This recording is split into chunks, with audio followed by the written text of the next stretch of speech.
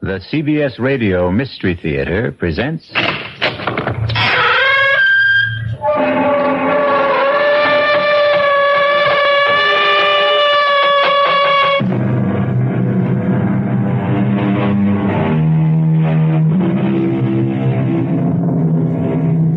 in. Welcome. I'm E.G. Marshall. Welcome to the sound of suspense.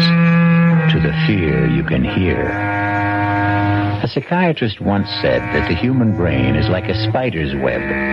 Together all the strands are strong, but taken one by one, each can easily be broken, and the web destroyed. There are countless cases of human brains broken and smashed in just this way, step by step, strand by strand. And I can't help wondering... is this what happened to young Jennifer Brady? Please, officer, I'm not out of my mind. I didn't say you were. No, but everybody else does, and I'm not. I'm not. I don't mean you're off crazy because you had a bad dream. It was no dream. It happened. I tell you, it happened. No, ma'am, it didn't. You see, it couldn't have. A thing like that to happen. Impossible.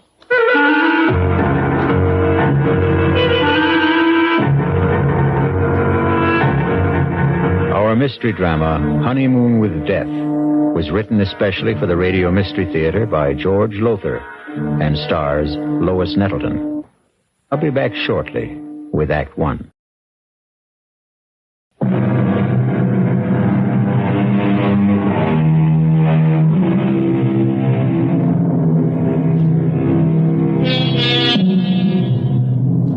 What makes Jennifer Brady think she's going out of her mind?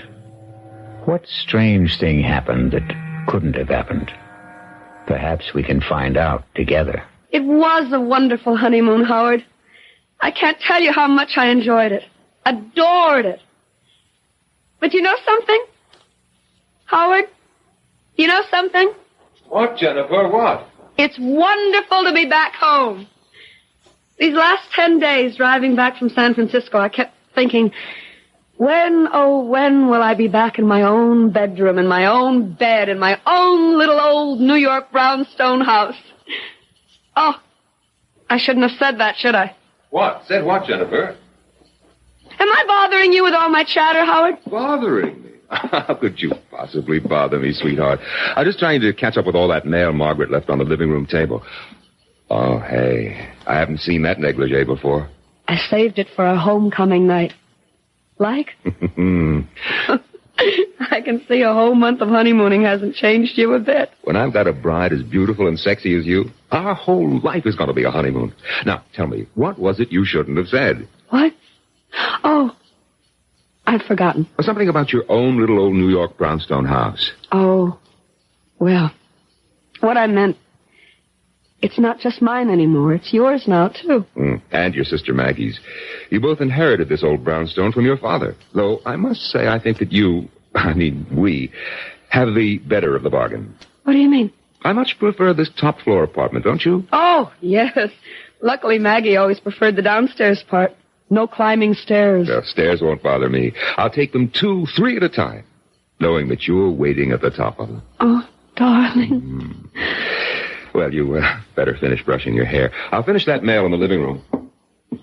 Howard? Yes? About the car. What about it? You think it's safe parked out in the street?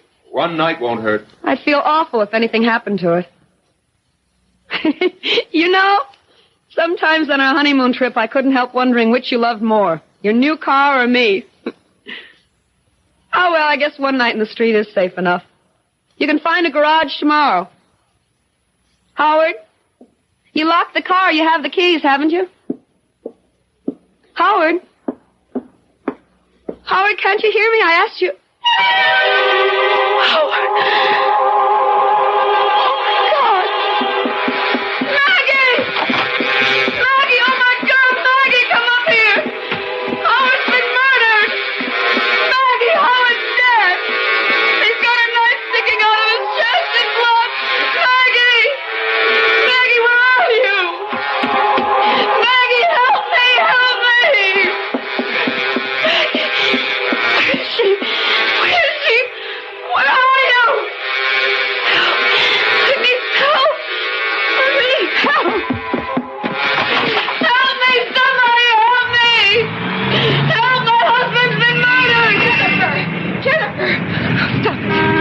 Maggie, oh, where have you been? Where? You ain't come back into the house out in the street like this in your nightgown. Scream. Maggie, it's Howard. Jennifer, come back into the house. Here's a your attack. No, Howard. He's dead. He's up there sitting in a chair with a knife in his chest. Jennifer, please, now stop it. Stop it. Come back in now. Come on. I'll phone Dr. Sullivan. I don't need Dr. Sullivan. I tell you, Howard. Howard. All right, now. Hope the neighbors haven't heard or seen anything. Now, look, Jen. You sit here on the couch and try to hold on. I'll phone Dr. Sullivan. Maggie! Howard is dead. He's up there in our apartment. Dead. Jennifer, please, now try to control yourself. There's no one named Howard here. What do you mean? No one named Howard? You know Howard Lansing, my husband, the man I've been on a honeymoon with for a whole month and home just a few hours ago. And stop looking at me like that. All right. Now, look, Jennifer, I'll tell you what I'm going to do. I'll go upstairs, and I'll see if anybody's there. Howard's there. All right. If this Howard is there, and if he's dead, then I'll phone the police. All right? Yes. But if he isn't, then I'm going to phone Dr. Sullivan, have him come right over. Now, that agreed?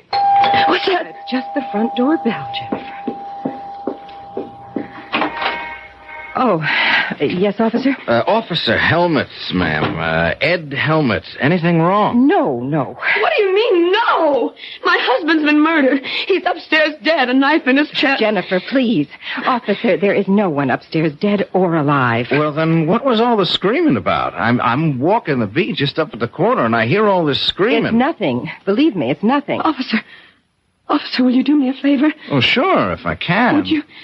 Would you go upstairs, please? And see for yourself? Officer, my sister is a highly emotional woman. Please? Would you please? Sure. Make you feel any better? Sure.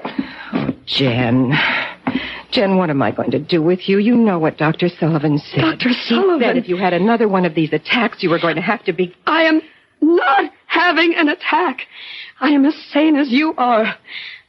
Don't look at me like that, Maggie. I am. Well, officer? Well, there's nobody up there, ma'am. Nobody. But there is somebody. My husband, Howard. He's sitting in a chair with a knife in his chest, blood all over. No, ma'am. But that's impossible. Impossible, I tell you. It's impossible. I couldn't. Maybe you want to see for yourself, huh? I'll go up with you. Officer, thank you very much, but there's no need. I do want to see for myself, will you? Sure. I'll come with you. Well, no, on second thought, what's the use? I mean, I'm really very tired of this sort of thing. What sort of thing? Never mind, officer. Just, you go ahead. Now, is this the room where you, thought that, Huh? I can't believe it. It's impossible. You can see for yourself. 5 minutes ago. 5 minutes ago, I tell you. In this chair. He was sitting back in this chair, and there was a knife sticking out of his chest. The mail was scattered all over the floor. Mail? We'd just come back from our honeymoon. We'd only been in the house a few hours. And Maggie had left all the mail that had collected for a month on the table, on this table. Well, you can see, ma'am, no mail. And blood. There was blood on the carpet, some on the mail. Well, no mail, no blood. You don't mind me saying so. I think you... Well, maybe you had a dream, a nightmare, huh? Please. I'm not out of my mind. I didn't say you were. No, but everybody else does, and I'm not. I'm not. It don't mean you're out of your mind because you had a bad dream. It was no dream. It happened. I tell you, it happened. Howard was here in the living room reading the mail. I was talking to him from the bedroom. I had just taken a bath, and I was brushing my hair, and... Wait. I know. I hadn't emptied the tub. The water's still there. It must be. I'll show you. I don't understand it. Tub's bone dry, ma'am. Hasn't been used. Now, not tonight, anyway. His clothes. Howard's clothes. He'd empty his suitcases and put his clothes in the closet. Here's his suitcases, too. Just ladies' clothes. Yours, ma'am? Yes. Now, hey, don't cry. Hey, look, this dream you had. It was no dream. Okay, so maybe you imagined... I didn't imagine anything. Do you imagine a husband? Do you imagine a month-long honeymoon? Do you imagine a man in a chair with a knife in his chest? Oh, I got to admit, you'd have to have a darn strong imagination to... But they tell me that's what artists got. Artists? Oh, you are an artist, aren't you? That painting there on the easel? Oh, that's just a hobby. I haven't touched that since I left on my honeymoon. No? What do you mean? How long does it take paint to dry? Oh, a day, thereabouts. Well, this paint's still wet. Plenty wet. Look at my finger. Oh, now don't start crying again. A woman crying, it makes me feel awful. I'm sorry. Look, whether you dreamed it or imagined it... I didn't. Yeah. I didn't. Yeah, well... I know I've had spells. Spells? What kind of spells? Oh, I've always been high-strung, nervous, you know. I don't know if I know. I mean, me, well, I'm the other way. I haven't got a nerve in my whole body. I envy you. You've never been to a psychiatrist. A shrink? No, me. You ask me, anybody who goes to a shrink ought to have his head examined. That's a joke. You get it? Yes. Well, then laugh a little bit. Come on, do you good. I can't. No, of course you can't. I'm sorry. I should have known better than to even try and make a joke. You go to a psychiatrist, huh? Yes. Not regularly. Sometimes. What times? Oh, when I sort of get all keyed up and start having crying spells and feeling so sad I could die.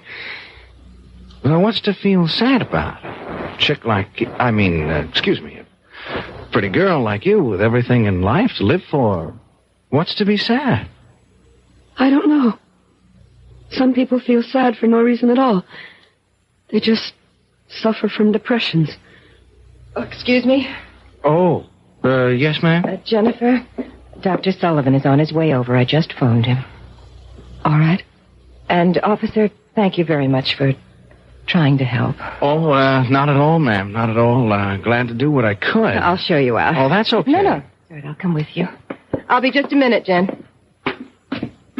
Officer, I wanted to ask you, you don't have to say anything about this, do you? I mean, put it in your report or anything? Oh, no. There's been no damage or anything like that. She get this way often, your sister? Well, often enough.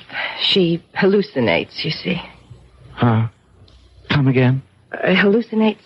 It means, well, just what you saw. She was totally convinced there was a murdered man up there. Her husband, no less. Well, you saw for yourself. Husband. Jennifer's never even had a boyfriend. A cute doll? Pretty girl like that? Well, it's all part of her condition. She's afraid of people. Men, especially. I wish she could become less afraid, more outgoing. If these spells of hers get any worse, she may lose her mind altogether. Oh, say, I hope not. A sweet kid like that, I sure hope not. I know, so do I. Well, looks like we've had a little shower. Street's wet. It was drizzling a little when I came in. Well, good night, ma'am, and if you need... Wait! The car! The car? What car? Howard's. The little red sports car he was so fond of. It isn't there. But it was. I know it was. Officer, thanks again, and good night. Good night, ladies. Jen, dear, until Dr. Sullivan gets here, I think you should lie down and rest. I don't want to lie down. Well, then just stretch out on the couch and I'll make some tea for us. Oh, that's probably Dr. Sullivan now. Oh, yes? Excuse me, ma'am. I just wanted to get something straight. Yes. Your sister, did she say... Oh, ma'am. Yes, officer. Did you say that car was a little sports car? Yes. Why? Well, nothing, only there was one parked out there in the street. What do you mean?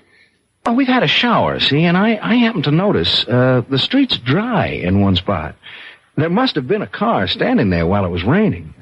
A small car. Officer, please don't make things worse for me or for my sister. I mean, there's nothing unusual about a car being parked in the street. No, only... Good night, officer. Funny, though. Funny.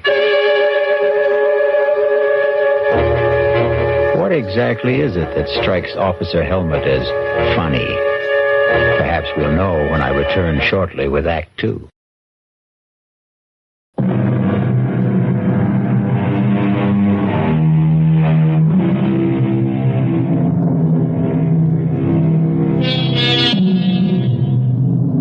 Has a horrible murder been done? Or is Jennifer Brady losing her mind? Did she find the body of her husband, Howard Lansing, seated in the living room with a knife in his chest?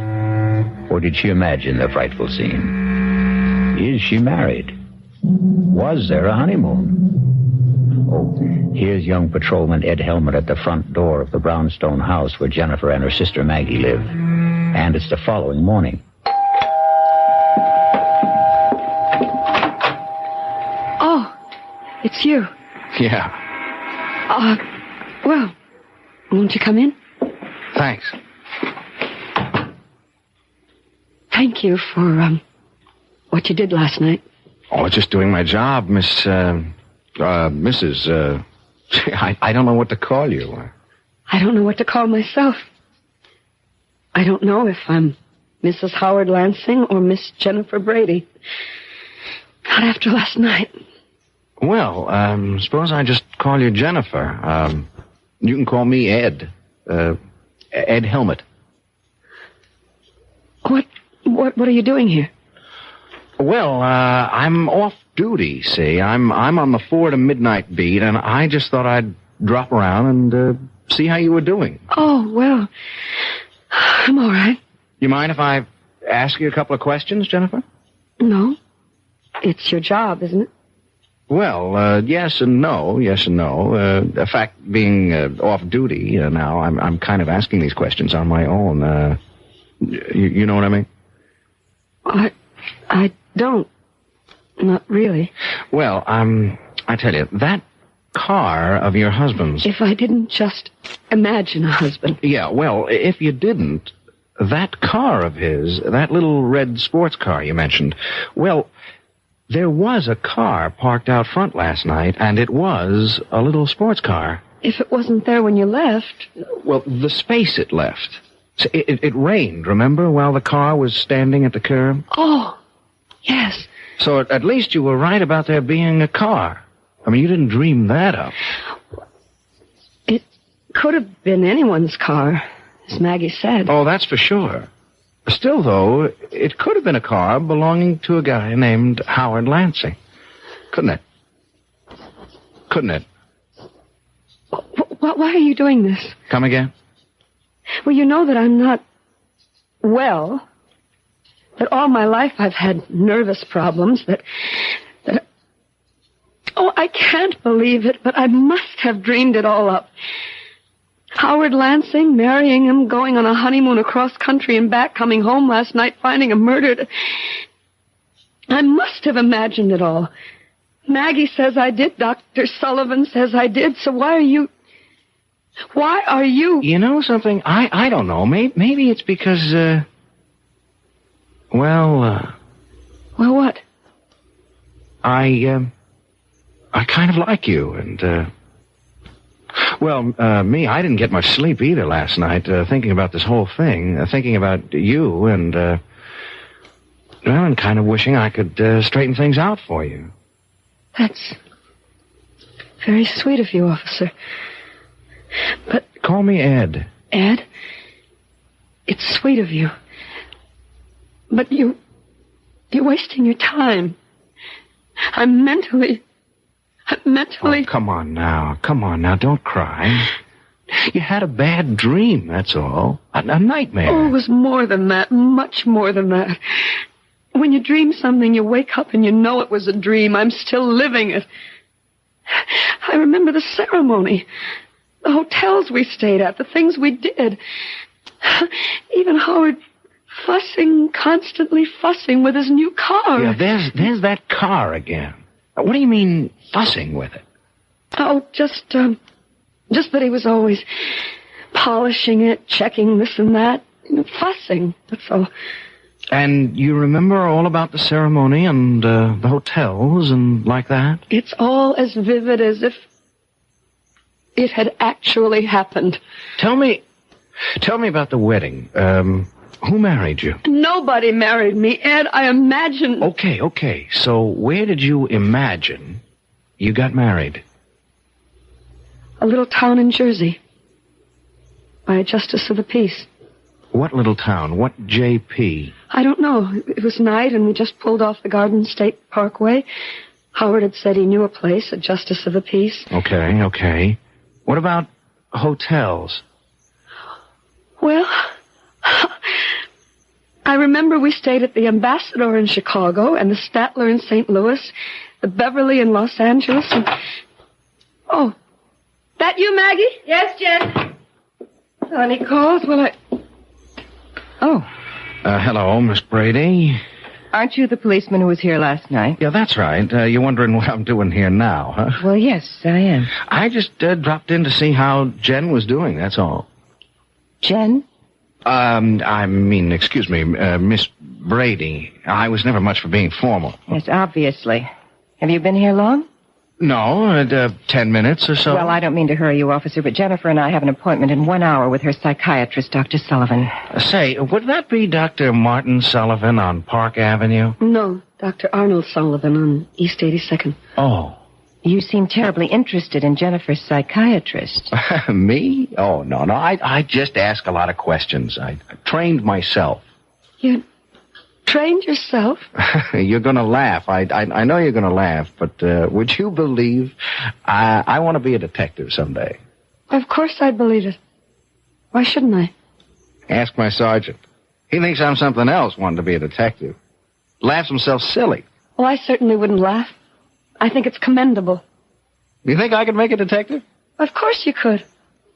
Well, say, that's a real shot in the arm. I mean, someone like you thinking that someone like me, just a cop and new on the force at that. As I said, officer, I don't like to hurry you, but I'm going, Miss Brady. Going right now.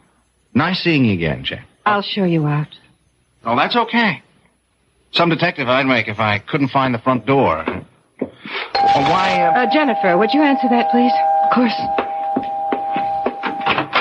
Oh, my God. Jennifer? What is it? Help me. Oh, my God, Maggie.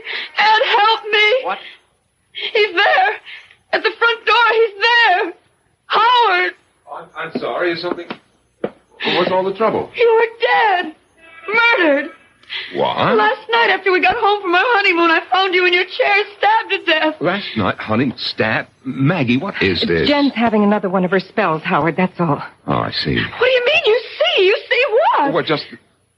Excuse me, who are you? My name is Ed Helmut, Officer Ed Helmut. I'm a cop. A cop? Howard, I'll explain later what went on here last night. I don't understand this. I don't understand it. You're talking to Howard as if nothing had happened. Jennifer, nothing did. He exists. He's standing right here. He exists. And last night you acted as if you'd never heard of him. As if there was no such person as Howard Lansing. Darling, I don't remember. You did. Jennifer, stop it. Now, stop it. Control yourself. Officer, you were leaving. There's some questions I'd better get the answers to Officer, first. this is a private matter. It's a family affair. Well, now that depends on how you look at it. Are you Howard Lansing? Of course I'm Howard Lansing. Why do you ask such a question? Howard, Jen had one of her mental lapses last night. She imagined that you and she were married. We were. And that you'd just come back from your honeymoon. Oh, good Lord. And then during this hallucination, she thought she had found you with a knife in your chest, dead. Oh, no, poor little Jenny. She ran screaming into the street. Luckily, I got her back into the house before she caused a disturbance, although this officer did hear the screams and came to investigate. Well, did you call Dr. Sullivan? Of course I did. He came over, but there wasn't much he could do except order some new sleeping pills. And we're seeing him in his office at 11 this morning. Just one more question, Mr. Lansing. Yes? Just where do you fit in here? I mean, who are you? To the family, I mean. I'm Miss Brady's fiancée, Margaret, not Jennifer. Oh. I see. No, I'm afraid you don't see. Not all of it. Look, since we've gone this far, you might as well know the rest of it. Jennifer has always had a thing for Howard. She's not jealous that he's going to marry me and not her. Don't think that. But the whole situation has been a severe strain on her, a very severe strain. Almost certainly that's why her hallucination last night took the form that it did, thinking she'd been married to me and all the rest of it. Yeah, that makes sense. Well, I'll be on my way. Hey, now, you take it easy, huh? And me, if it's okay with you, I'm going to be in touch. I'll see my way out. Hey, Mr. Lansing, you have got a little red sports car. Well, yes, that's it, parked at the curb. Why? Well, Jen, Miss Brady, she seemed to make a big thing out of it. On the honeymoon that didn't happen, I mean. Big thing? Well, what I mean, she said you were always fussing with it, polishing it and like that. Sure looks as if you do. Well, I do. I'm a sports car buff, if you want to know. I wish I could own a car like that, but on a cop salary. You had it long? 2 or 3 months. Oh, how many miles you put on it? You ask a lot of questions. Just interested, that's all. Close to 10,000, I think. Well, that's a lot of miles in 3 months. I do a lot of driving. Your business, huh? No, I don't work. Don't have to. Just like to drive. Short trips, but they add up. Oh, boy. If I had a car like that, I'd go for long trips, like cross country. Well, maybe someday I will, but so far I haven't had the interest. Yeah. Well, see ya. Bye. Where is she? Upstairs, changing for appointment with Sullivan. I don't like this, Maggie. You don't like it. You don't like it. All the stupid things walking in here when that cop was here. How did I know he was here? If it comes to that, why did you let her run screaming into the street last night? Howard, come to your senses. Was there any other way? No, I guess there wasn't. I'm afraid we're going to have to move faster than we planned. Why? That young cop's pretty nosy. Come over here to the window. What? Look, down there. What the hell is he doing? He's measuring the size of your car from front to back wheels. What's he doing that for? I don't know. He's doing it. I don't like it. No, Howard, we won't commit Jennifer now. Well, if we don't commit her, what will we do with her? Kill her.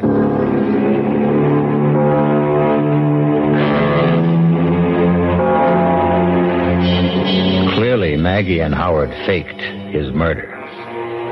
But how could they have managed it? And how will they kill Jennifer? We'll return shortly with Act 3.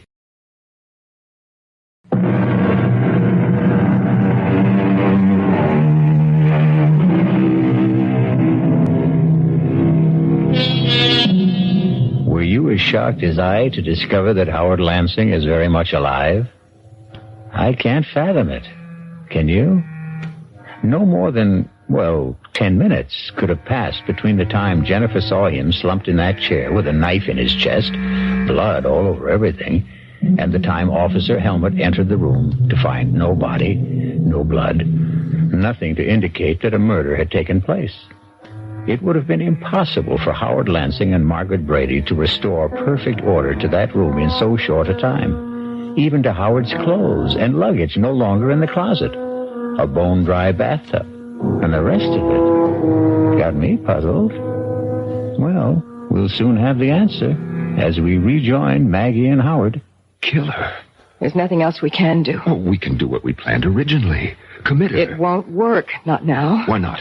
Your answer is right out there in the street. The cop was just finished measuring your car. Now, what's he doing?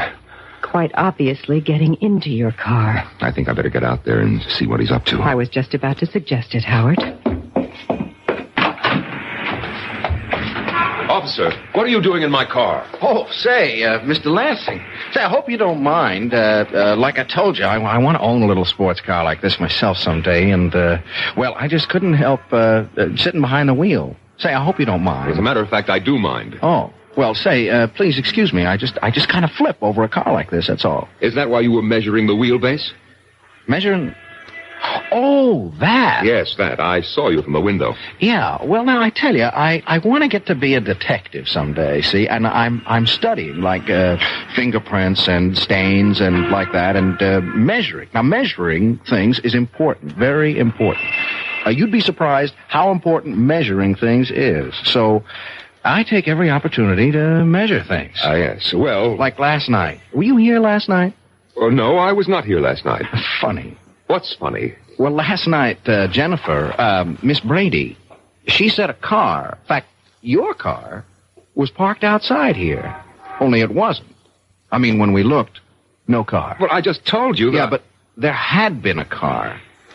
You see, it had rained, and the car was standing out here during the rain, and left a dry space in the street. And I measured that, too. Couldn't help myself. It's become a habit, you know? Well, I fail to see what this has to do with Identical. Same wheelbase. That car and this one. Look, there are probably thousands of sports cars in New York. I'm not saying it was the same car. Oh, no, nothing like that. I'm only saying the wheelbase was the same. It's very interesting, I'm sure, but if you don't mind now, Just leaving when you came out. I apologize if I upset you getting in behind the wheel without permission. That's all right. Yeah. Well, goodbye. Oh, by the way... Now what? You got 11,243 and 9/10 miles on the speedometer. 1,000 or so more than you said you had. I just thought you'd like to know. Thank you. I'm deeply grateful for that information.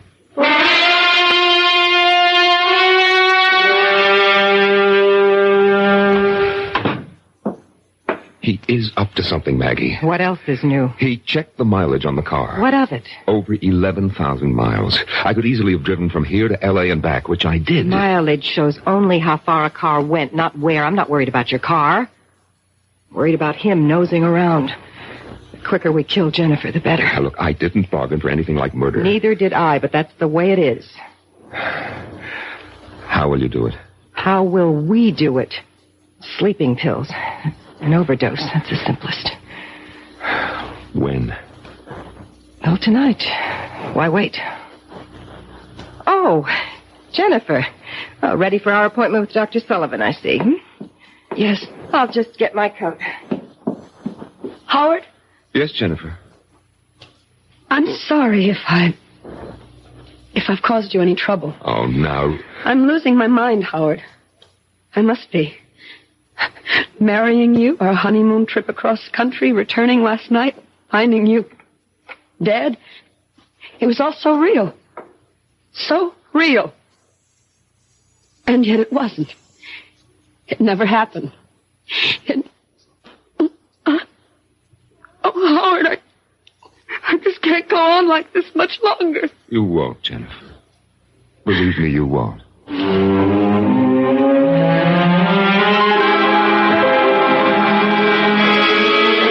You sure of that? Did you check all marriage license applications?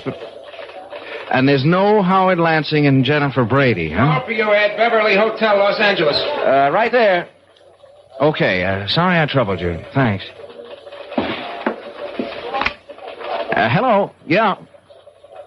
Yeah, how far back did you check your guest register? And there's no Mr. and Mrs. Howard Lansing. Hey, Ed, another one. The ambassador of Chicago. You going on a trip or something, man? Thanks.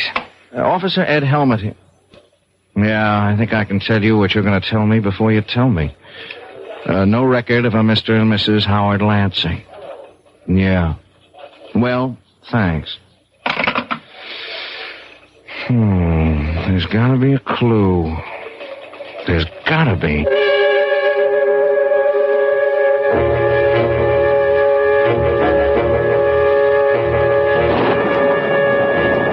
Well? She's asleep. How many pills did you give her? Enough.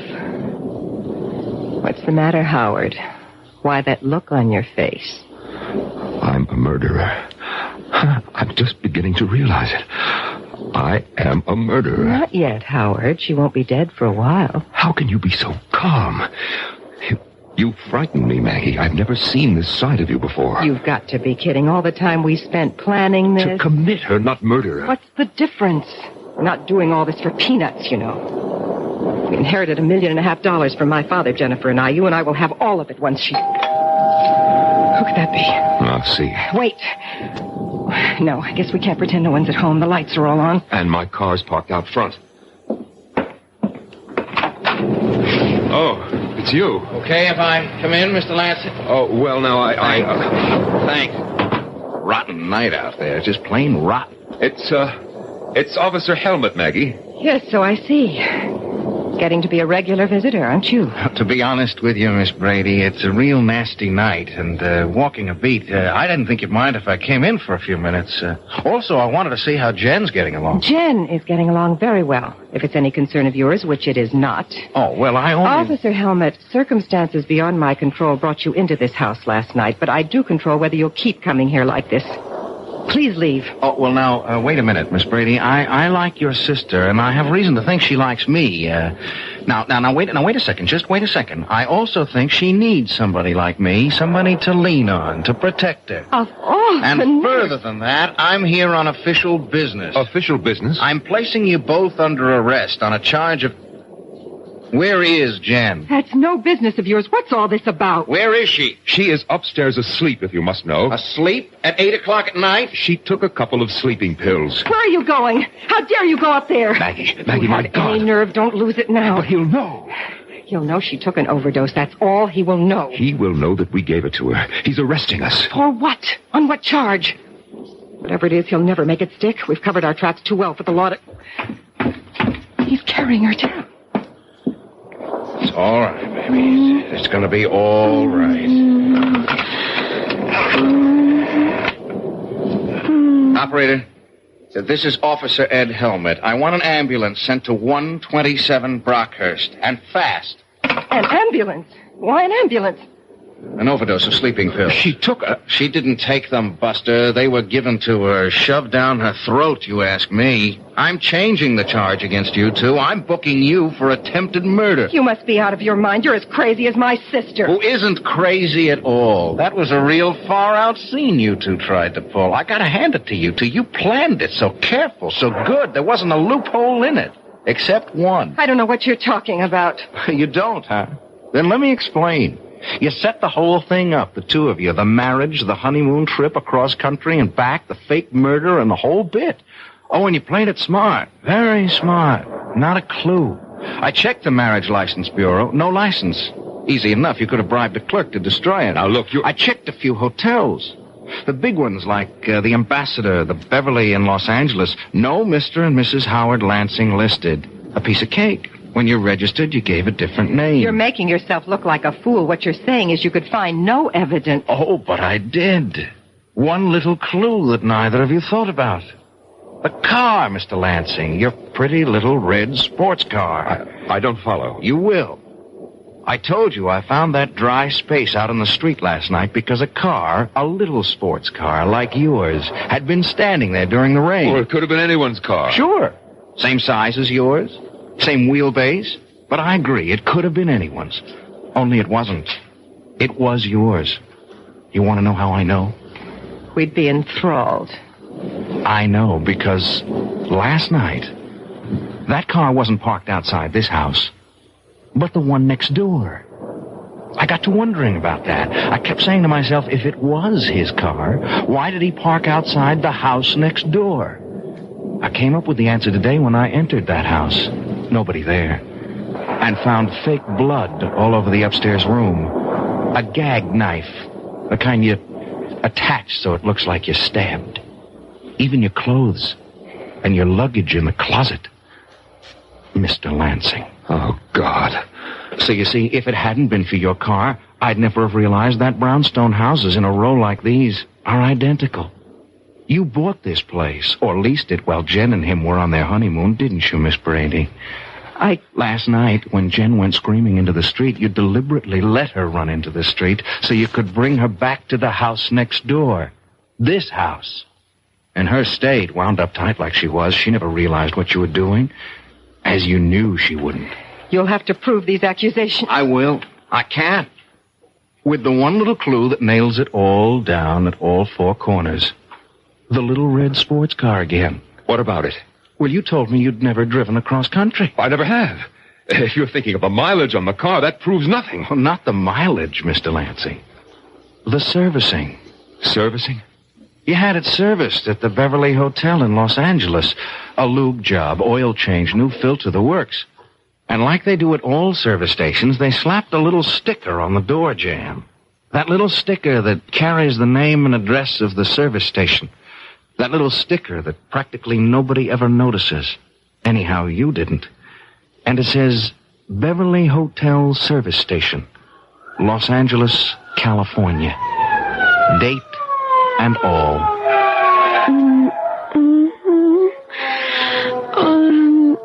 Easy, Jen. Easy. You're gonna be okay.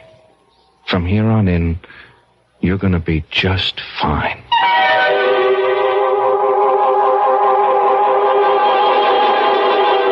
Must have been a costly business, buying or leasing that identical brownstone house and furnishing it exactly like the one next door. But then Maggie had all the money in the world, or thought she did. I'll return shortly.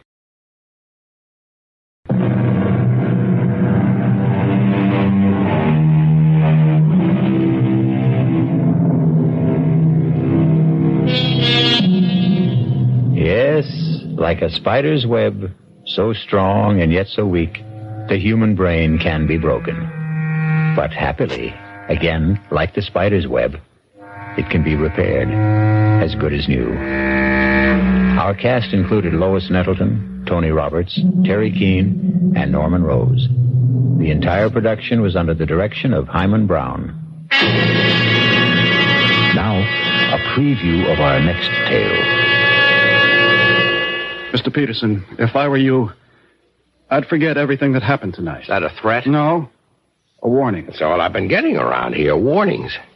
Well, for your own good, take them seriously. And if I don't? You'll regret it for the rest of your life, which may not be a long one. You still insist that you're not threatening me? I'm only trying to help you. Really? And why should you do that? Why? I don't know why. Maybe it's because the last guy tried to help me. What last guy? I didn't listen to him. The last guy? What do you mean? Nothing. Forget it. You know, with you and your wife, it seems, everything turns out to be nothing and forget. I don't think it matters now. I have an idea it's already too late for you. This is E.G. Marshall inviting you to return to our Mystery Theater for another adventure in the macabre. Until next time, pleasant dreams.